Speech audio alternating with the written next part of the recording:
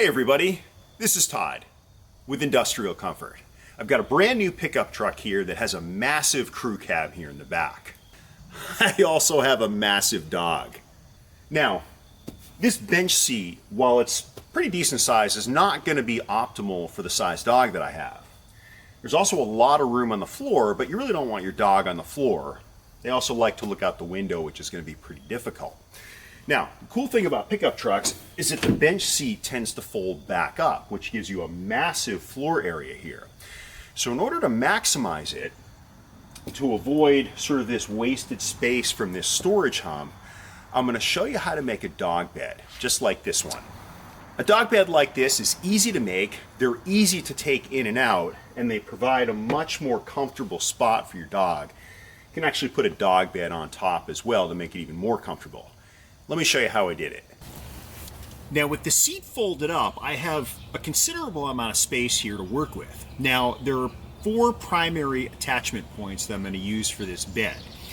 One is going to be here, the other one is going to be here, and then I've got the floor here, and then most likely the floor right here. So the first thing that I'm going to do is take a measurement for the platform, then I'm going to come back and I'm going to rest it on these 2 points here so I can level it out before I make the legs, which will most likely be one here, and then one here, with the bed itself just resting here as this is the high point across this area. So if I measure this out, I'm looking at about 3 feet by, this is about 32 inches. It's gonna be raised, so I'm gonna go about 36 by 30 on the platform. So let's head back down to the shop, we'll build the platform, we'll bring it back up, and then we'll level it out and figure out what the legs need to be.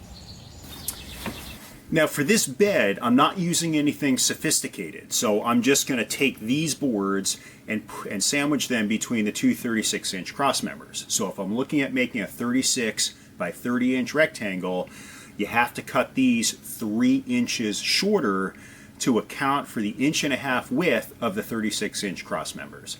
So just remember that these are going to be 27 inches if you're making a 36 by 30-inch rectangle.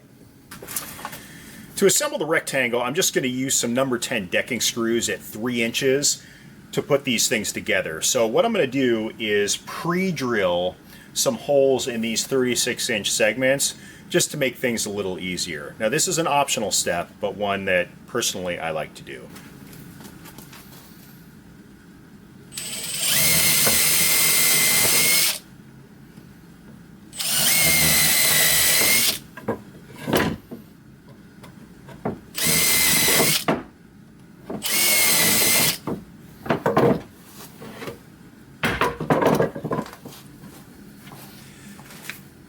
Now I'm just going to get these started before I screw everything together.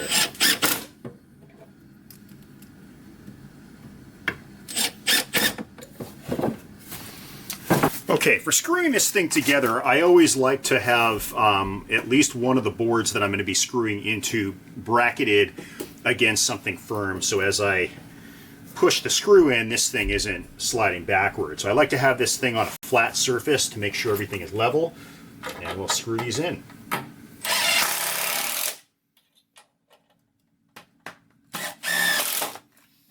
Now, I cut an extra 27-inch strip here that I'm going to place right in the middle, and I did this because I'm going to end up using some scrap plywood to cover the top here, and I just wanted to make sure we had some structural rigidity here in the center. So I'm going to see what segments I have to determine where this needs to be.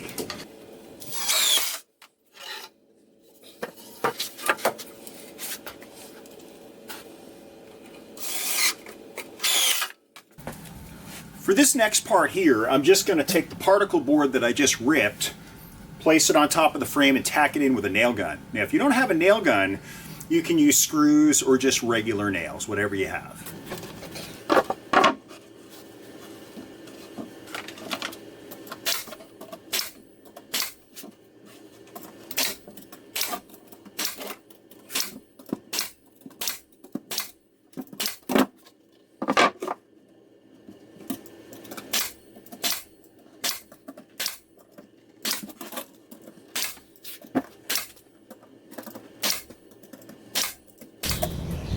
I'm really happy with how the fit came out. I think it more or less fits perfectly. Now, what I'm gonna do to determine the height of the legs is use these wood clamps, which I've inverted to actually create spreaders. And I'm gonna use this to raise up the platform, and I'm just gonna sort of eyeball where it looks level, and then I'm gonna use that height to measure what will effectively be one, not even really a leg there, just a spacer, a leg here, and then this is just gonna rest on the hump there. And then we'll be ready to make the legs, put the carpet on, and make it nice and comfy for the dog. So the clamps are now in place. Now the difficulty I'm having here is that the truck or my driveway is on a slant. And so I'm just kind of eyeballing to make sure everything looks good, and I'm pretty happy with where it is now. So I'm gonna take measurements for the legs. We'll go back down in the shop and we will tack them in place. Okay, I'm back in the shop and I'm ready to make the cuts for the legs. So I've got my measurements here, and I've got the same stock that I used for the bed frame. Now, the measurements I took were from the bottom of the bed frame to the floor of the truck. So remember, I need to add another 2.5 inches to those measurements in order to account for the thickness of the bed, because I'm going to be tacking it behind the bed frame. So if I have an 8-inch leg, I need to add 2.5 inches for a 10.5 inch cut. So I'm going to cut out the legs, and then I'm going to clamp them in place, and we'll see how the fit works. The legs are complete, but before we deal with these, I'm going to carpet the top of this bed frame with some utility carpet that I got from Home Depot. It's really cheap, it's waterproof, and I think it'll serve as a really nice buffer between the really rough texture of this particle board and the pup. So I'll use a combination of probably bracket nails, an electric staple gun, and some hot glue to get this done. Once this is done, then we'll deal with the legs, we'll bring it out to the truck, we'll do a test fit, and then we'll assemble everything and put it together.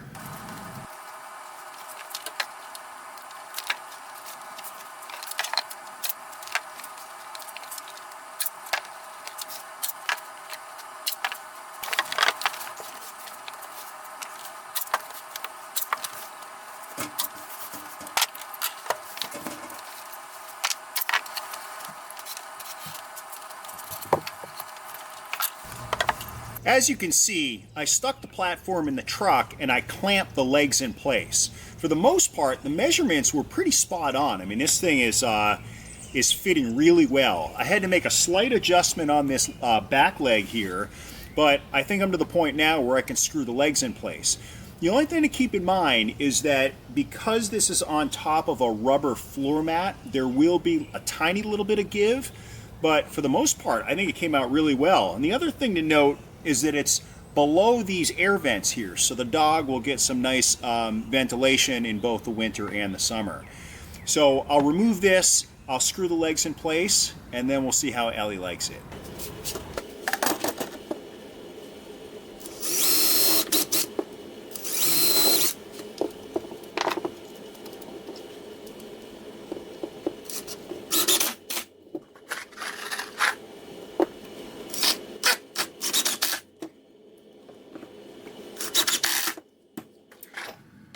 All right, it's time to now bring this up, put it in the truck, and we'll see how Ellie likes it. I can't say she loves the dog bed, but she also doesn't really like the truck either. Anyway, I hope you found this helpful. If you like this video, please give me a thumbs up and subscribe. Thanks for watching.